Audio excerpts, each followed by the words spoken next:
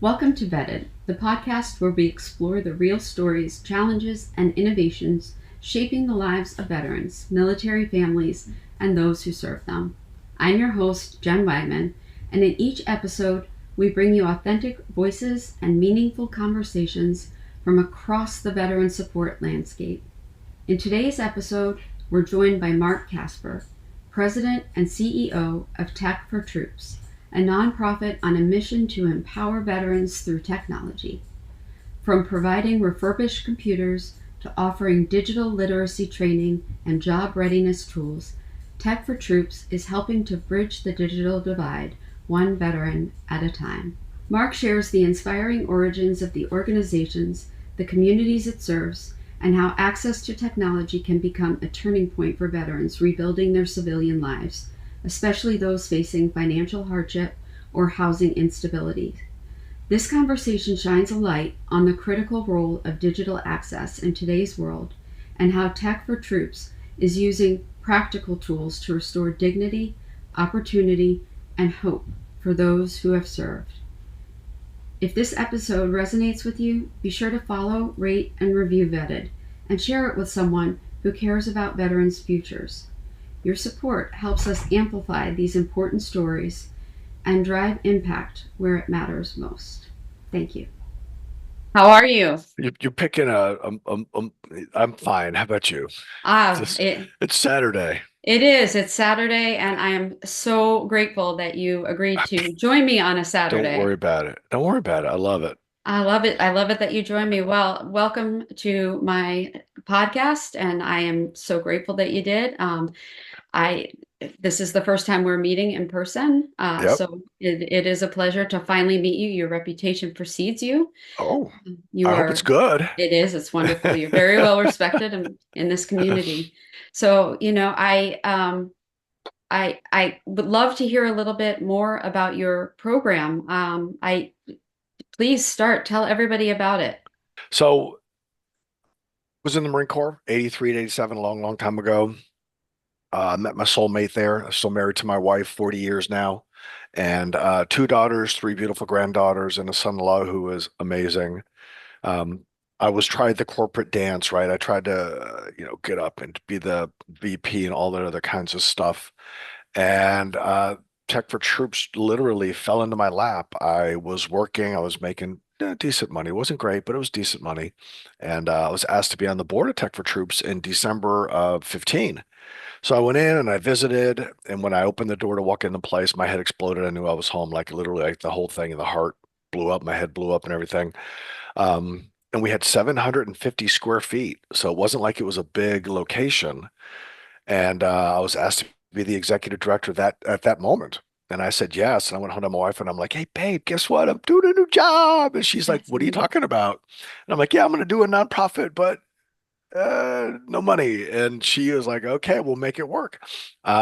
Now this is what, 8 years later, 2025 now going into, uh, we're at 8,000 square feet and we're looking to buy a building or lease a long-term building, like 25 years type of thing. So I don't, I want to retire eventually.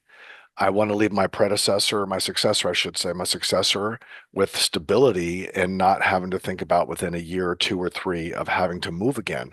Well, So I'm Mark, tell thinking, me what it is that you do. Tell me what Tech4Troops oh, is, what golly, it we haven't does. even got Start into at the that yet. beginning. Yeah, let's start at the Goodness. beginning. Yeah. All right. So, what we do is we receive computers. We're training in technology for active duty and veterans and their families, teach them how to use computers safely, go to school, personal cybersecurity, financial literacy. So that's just one portion of us. There's actually four programs that we have. The first one is data destruction. So, Jen or anybody out there listening, you want to send Mark a computer, Tech4Troops a computer, you want to make sure your data is not going to go anywhere. So we have wiping and we have a hard drive shredder. We have a hard drive shredder, which turns it into teeny tiny, tiny pieces. And we do that with for corporations and individuals across the country. We get in stuff from Washington State and Milwaukee and Mississippi and New York, and we're looking to make a pickup in Jersey here soon. So all sorts of places send us stuff because they trust what we do, and we can give them a certificate of destruction. We have a fee for that. But if you want to know that your hard drive has been shredded, we can send you a video. That's Okay. just really the base of what we do. And then we have a suicide prevention program called Game Core, Aiming for Zero. What that is uh, Jason Parker. He's my game master. That's his title. He started that program about 2 years ago, a little less than 2 years ago now, and we've saved 15 lives in about 18 months. So Amazing. it's through Discord and Twitch. If you don't know Mhm. what Twitch is like Netflix for video games, and Okay. Discord is like an old school bulletin board where you can talk on and you can post videos and it just interact back and forth. People can do that, but it's Oh, my through tech. children have taught me about Discord. Yes, There you I'm go, aware. right? Yeah. Yeah, I'm barely aware. I'm barely Hmm. aware. So we do that, and then we have events that we go to. We're looking at creating nodes. So that think of the gaming nodes in different locations. We're working with an organization down towards Virginia Beach to put in two nodes. I want to put a third node in Williamsburg, a node or two or three up in Northern Virginia, and then Charlottesville, and then Dallas, and et cetera, to expand Tech for Troops' reach when it comes to suicide prevention. Because for me, and I know for Jason, he's a combat medic. Uh, uh, it really is satisfying, soul satisfying when somebody reaches out and we save their life because we're there to listen to them. So how does it work specifically within Discord? Is there someone who's monitoring it within the Yes, chat? That's amazing. we Okay. have 16 mentors Hmm. or moderators, whichever way you want to call them. If somebody's on there or they're in Twitch and they're saying something like, I'm not mad here, man. I'm not doing this anymore. Life's not good. Whatever those things are, um, they'll reach out there to pull them into a private chat room and say, hey, Mark Casper, Marine Corps. I didn't go to the combat, but I'm a brother and I know I understand what you're saying. So let me help you get to that place where you want to be. And we do that. We get them with 988 Suicide Prevention Hotline, and then they actually reach back out after that day is over. So if they call at 11 o'clock at night, by 9 o'clock, 10 o'clock in the morning, making a phone call to say, hey, Timmy, are you okay? You gonna make it, brother? Let's keep talking so we keep you alive, right? Because a lot of suicide is because they think people don't care. Hmm. And just saying to somebody, yo, brother, what's up? You okay? And sometimes that can change a life. Just a couple of words. So that's what they do when they're online, and they're just looking for those cues. And they're also everybody who becomes a moderator is checked out, background checked, and they have to go through the VA Saves course. It's a 3 hour course, whether it's in person or online, and that way they have the basic understanding of how to approach somebody who's in crisis, whether Okay. it's a man or a woman or a child, because we're not going to turn away a civilian. We're going to help the people who are in crisis. So if they're on our Discord or Twitch, we'll help them, and we're looking to expand that across the nation because truly, it's a community effort through us. We're not just as other places are doing, handing out video games and saying we save lives because we got you a $2,000 rig. We're actually staying in touch and making sure that they're okay, and then potentially, if they can make it, like I'm just going to say, there's a guy in Washington State. Uh, really bad off over Christmas, this past Christmas, and no wife, no kids, no family, no nothing. We saved his life, and I'm trying to hook him up with a for-profit counseling center. One's in Texas, one's in Virginia, but how am I going to find the funds to make that happen? So we're looking to go that extra mile. And there's no patting on the back. There's no it's all about us. It's not. It's about the man or the woman who's in crisis. Right. And that's what we're trying to get to is have companies, organizations say, yeah, I'll help you with the airplane ticket and the hotel if there's a hotel for whatever there's or food, whatever, and get that man or that woman access to help because insurance companies, um, we all love insurance companies. I'll just say that, right? Nobody loves them more than I do. Everybody loves them. So, it's one of those things where we are trying to think way, way outside the box because we're small enough, we're nimble enough to be able to do things like that. So Yes. one of the things we're working towards is to there's a special needs school here, autistic kids. We bought a driving rig.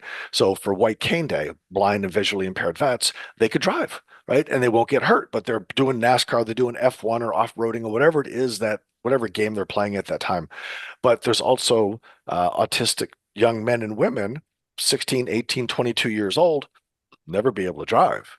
And so why not put them behind the wheel and give them that experience of driving.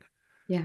And that would just be cool, right? Just Yes, like, absolutely. and it's the community that Joy. you're trying to help out, and folks see it, but they don't see it yet. So we're slowly working our way into those kinds of activities as well. It's not part of our mission. It would be partly fundraising as well because we would ask for remuneration, right? We'd have to keep our doors open, but we're trying to make it so, hey, we hear you, we see you, we understand what you're trying to do. So let's help you. And guess what? We're going to get something back. It's not just there's a lot of folks out there say, give me, give me, give me. I don't want to give me, give me. I want to give because I know I'm going to get in return, right? That whole tithing. So I Right. believe in that. I know it works. So we've been growing that way. So that's the first thing we do is suicide prevention. Any questions on that? Because I could get Jason on here and we could talk for hours, Well, hours and about it. maybe we will do that in a different session because that would be wonderful. I That's very Jason's important. It Yeah. it is. Jason would be a good guest. So the next thing we do is workforce development. Mhm. We provide computers and the training. We're going up to Catholic University in DC Ah, here my in a alma couple of weeks. mater, my Oh, really? law school alma mater. Yes. Well, we're going to You be up didn't there. say it right. It's the Catholic University of America. Bingo, All right. bingo, right? So we're going to be up there February 24th and 25th. Okay. And we're going to be teaching the class of vets to get computers and they're going to learn how to use it. And then I believe it's USAA is coming in for the financial literacy piece. And Awesome. so they're going to get their computer when they leave, right? So Okay. they have that. They have a warranty. They have access to 5,000 free classes online through us. And every veteran who gets a computer has access to 5,000 free classes. Everything Amazing. from Microsoft Office professional right to the expert level to yoga to leadership to mindfulness to OSHA, you name it. There are so many different classes. And then we're not trying, we're going to start you heard of this, the new data center out in Texas going to be called Stargate, Absolutely. Yes. right? So there's a need for experienced and hands-on learning technicians for data centers all over the country, all over the Mhm. world. And we're going to be starting that. Okay. Right. So that's part of our offering to active duty, especially as they're transitioning out. My guess is knowing officers and knowing enlisted, I was enlisted. Uh, More than likely it'll be enlisted, but that's cool, right? I'm good with the officers enlisted, but learning how to work in a data center safely and wisely and doing the right things. So there's that. And then there's a couple others that fall into our laps in the last couple of weeks that are just like, okay, I don't have enough money for this, but we're working on it. We're going to Yeah. make it happen. And then the last thing that we do is we get in donations from all over the country, computer equipment, stereos, iPods, iPads, you name it. If it's electronic, we get it in. We have recycled or reused in 2024 alone, recycled or reused 800,000 pounds. So Wow. we kept it out of the landfill. Okay. 400 tons. And that's just good for all of us, kids, our Absolutely. grandchildren. And I say, and I laugh, I like, hey, Elon Musk, if you were smart, you would buy the closed dumps and start mining those because there's gold and there's silver, there's all sorts of stuff in there, and you'd make bank on that, right? Right. So we're keeping all that out of the landfill. And Okay. that's just something that we have to do. I mean, I have three, like I said, great three granddaughters. I want the world a better place before I leave this earth. Now, when you mine that, when you recycle it, where does it go? How do you use it? So we use an R2 certified company. It doesn't go to China. It doesn't go to Canada. It doesn't go to Mexico. It stays in the United States and it's used here for that circular economy, right? So it comes out of the ground, but once it's in the earth or out of the earth, it's used in a circular economy. And actually, Tech for Troops is on the ground floor, a founding member of the circular economy for Richmond. Okay. So the geographical size of Richmond that we determined was going to be from DC to the beach to Raleigh and then Richmond, right? So the whole really, I don't know how it's a lot, it's big, Mhm. but we're in the ground floor of the circular economy to keep things out of the landfill, as well as my goal, and they know my goal because military is to put this rare earth metals and the metals back into the hands of the warfighter. Everything that we can do to make the smart tech smarter or use what we have because we know China has like 90% of all the rare earth metals that they own. I think that we need to do even more so for the veterans and the active duty and the military industrial complex to make it happen that way. Now, what do you see? It's interesting in talking to you about some of that. As you just said, there is a lot that we need to do to preserve our future and work toward that goal. What do you Yeah, see as the biggest pressing issue as our generation to keep our military and strong moving forward? that's a great question. I think the, one of the biggest things we could do, because a long time ago, long years and years ago, I looked at DARPA and these other um, organizations that give money out to companies that are on cutting edge. I think the part of that is they need to have the industrial base to work with the DARPA companies to make it happen. So we don't have a lot of, we don't have enough manufacturing in the United States anymore, right? It's in China, it's in Mexico, it's in Honduras or wherever else, and we import the majority of what we have, whether it's medicines or cars. It doesn't really, I mean, the product doesn't make a difference. So if we could get our industrial base back up and running, our military would be better off because we should be able to keep China and Russia and Ukraine and North Korea and Iran from getting the secrets that we have. So all of that needs to work together in one way. So if I could keep the rare earth metals from going into the dump and get it into the industrial base to be made into product for our military, then Mhm. that is a win-win-win all the way around. And I'm all for that, right? I'm talking to senior officers, and they love the idea. And by law, thank the Lord, Joe Biden signed the COVES Act, right? So Abigail Spanberger was my representative, and she pushed through the COVES Act, Computers for Veterans and Student Act. Uh, where probably by March, May of 2026, we'll start getting federal computers, Mhm. but we'll be able to put those back into the hands and recycling as well into the hands of our military active duty, and I'm pushing to get on the bases as well across the United States. So I'm on Greg Adams at this moment. I'll be getting onto Fort Jackson. I'm working on Eustis and Langley. I should be on Quantico, but it's the Marine Corps. What do you expect, right? They're a Oh, little, no, no, we're no. we're a I little disagree with slower. you there. We're No, a little no. slower, but I, there's a lot there. So I guess I would look at it from a different perspective, not just in terms of that, but Yep. also with the technology that we're talking about. I think we also have a social obligation Hmm. using some of these things to bring our youth and use those platforms to create more of an awareness regarding our obligation to volunteer, to serve in whatever way that we possibly can, and whether you join the military service, whether you serve in your country in some different way. I think that our generation, whether you are a millennial, whether you are what am I? I'm not a millennial. Am I a Gen X? I think that's what no, I don't even know what the heck I am. You look much younger than I am, so Okay. I don't know. Well, I'm not going to tell you how old I am, but I did, I, I'm before Gen X. I'm before millennial. I know that. In any case, I saw the early 90s and I saw the 80s and the 70s. Okay, so in any case, I think that we have an obligation to sort of bring our youth, our kids, I don't have grandkids yet,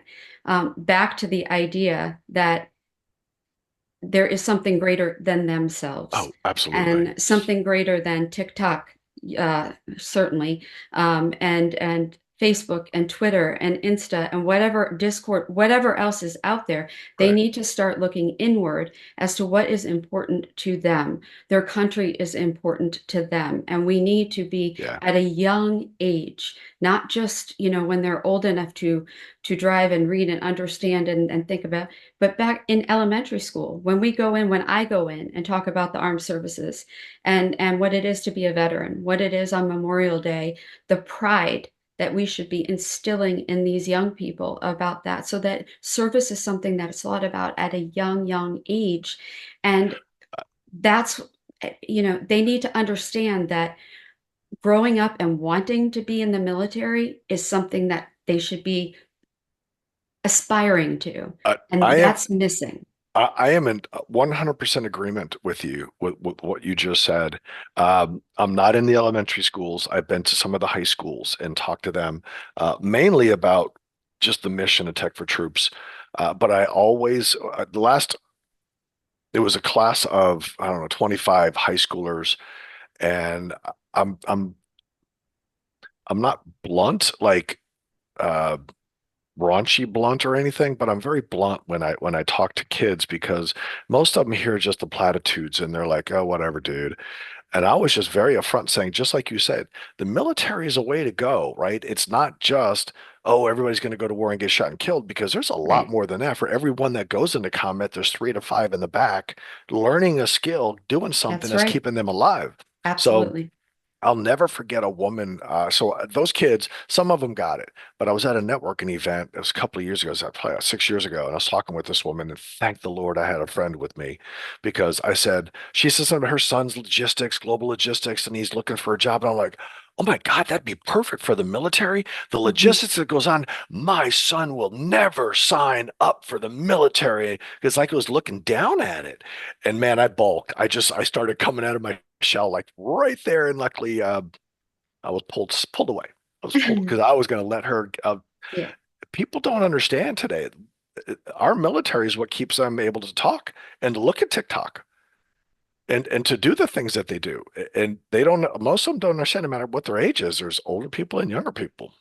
Now, I have a friend who works for the Department of Defense, and he partners with. I'm going to butcher it, so I'm not even going to try and go in, but I will have him on the podcast because he partners with somebody. There's a um, let's just say a Hollywood conglomerate that they do really cool things. They put on stunts where I think one of them involved like jumping out of an airplane onto with no parachute onto. Some of you are listening are going to know what I'm talking about, but it involved jumping out of an airplane. And Andrew's definitely going to listen and go, "Oh, Jen, thanks for butchering my whole thing." But jumping out of an airplane with no parachute onto this safety net that was like no bigger than, and basically the entire idea is then to deconstruct everything that happened. And there's another one that's being built now with a zero gravity. A car is going to go through a tunnel on the ceiling in an old Pennsylvania What? tunnel. It's amazing. And there's going to be a whole Netflix series that's going to be on it. And it's going Wow. to be divided into different segments about how the military is going to be part of it. I think Department of Defense is going to have one, how all of the different ways that military training and career can be used to go into this awesome thing that's being done. And That is awesome. we have the ability. I come into the play because I have a scholarship fund that his best friend and a classmate of mine from high school was killed in action, and we worked together on this, and so we're fortunate enough to be given an opportunity to tell his story as part of this. So that's Hmm. how I come into it. But I'm blown away every day by all that goes into trying to teach civilians and young kids why Yeah. you should be proud to do this, what you can learn. But Yeah. my own kids are afraid because they see what's on TV, they've seen what happened to their mom's friend, and Yep. we need to be doing a better job also of teaching parents. Listen, yes, there's no way that there's not that fear, Right. but I have a very, very good friend who says, look, we bring, we go over there and we take care of business there because if they come here, it's not going to be a good day. It's And not going to be a good day. yeah, and I understand that fear. I mean, we all do. My mom did when I joined the Marine Corps, right? She understood it. But at the same time, every time you walk outside your door, then there's going to be fear if that's how Right. you're going to live your life. I I I feel sorry for people like that, because I know that when I walk out that door, what I was watching a video before you and I got on, it was a trucker, and it was, a truck ran another car off the road, and that person probably died the way it looked. I mean, it was like a horrific Yeah. crash. And that's a daily occurrence. Yeah. That's not the military. That's That's right. just a daily occurrence. That's right. So if you're going to be that afraid walking out the door every day, then let's get a lot of bubble wrap. We'll make sure your house is nice and safe, Oh, and all. my family has been trying to get me to wear bubble wrap like for the last, I'm not going to tell you how many years again, but Uh, honestly, but that's the thing. And that's that's kind of it. what I'm saying. Like it's about demystifying that it's not about fear. It's about No, education and understanding. absolutely. And there's so much more that can be done that doesn't involve that kind of danger that you necessarily see, although it will be Exactly. there. And you don't have to be in the military to serve. There And are so many ways you can serve this country without that. absolutely. Oh, totally. 100%. I mean, nonprofit is soul satisfying if you pick the right one, right? There are some I would disagree with that, what they do, but there's others that I am 100% aboard. And Right. so you can't, I mean, what's it called? Job Corps, Right. big one, right? You want to Yeah. go overseas and learn. There's a lot of ways to serve. It's Yeah. not just in the military. So I'm all for it on what you're saying, Jen. Well, and Mark, I don't know if you and I have gone back and forth on email. This is the first time we're having the pleasure of talking, and it Yeah, won't be the last because I'm true. enjoying this conversation. But Me there too. are 45,000 registered veteran nonprofits Yeah. and organizations in this country right now that, in some way, shape, or form, are either dedicated to or have a purpose of veteran services.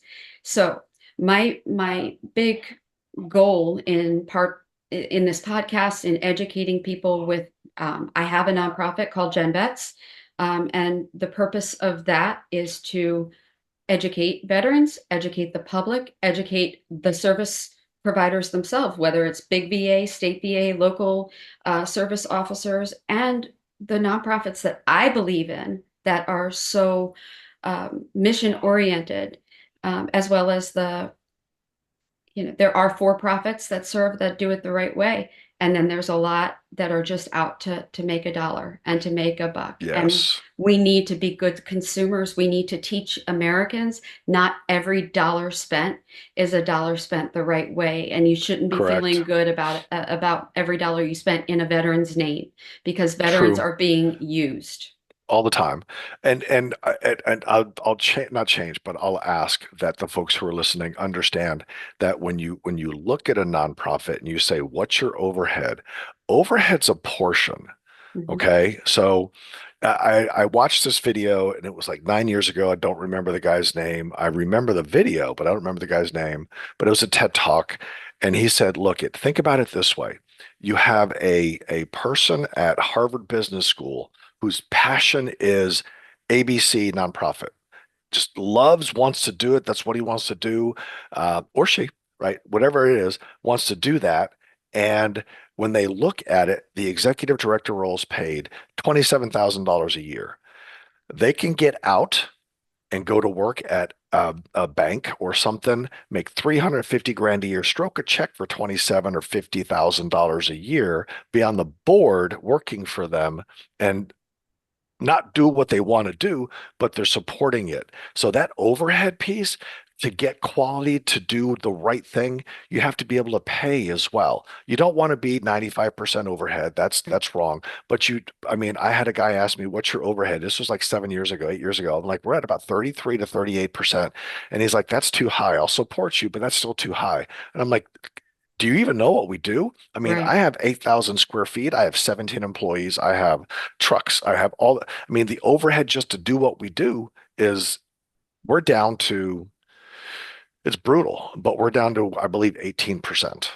That's our overhead now. Well, and not all Not nonprofits all. are created equal, and Exactly. not all overhead is going to be the same. You have to Bingo. look at the purpose. Gen Vets will never have that kind of overhead because we're not going to have trucks. We're not going to have an 8,000 square feet. Well, I shouldn't say that. I have big aspirations, but in Absolutely. Let's all, make it happen. Let's make it in happen. Gary Sinise is my has always been my hero. That would be my Right. aspiration. But you know what? There is a Gary Sinise, and that is the other issue: replication of services. I Yes. would never presume to be the Gary Sinise Foundation. I would Right. partner him with him before I would become him.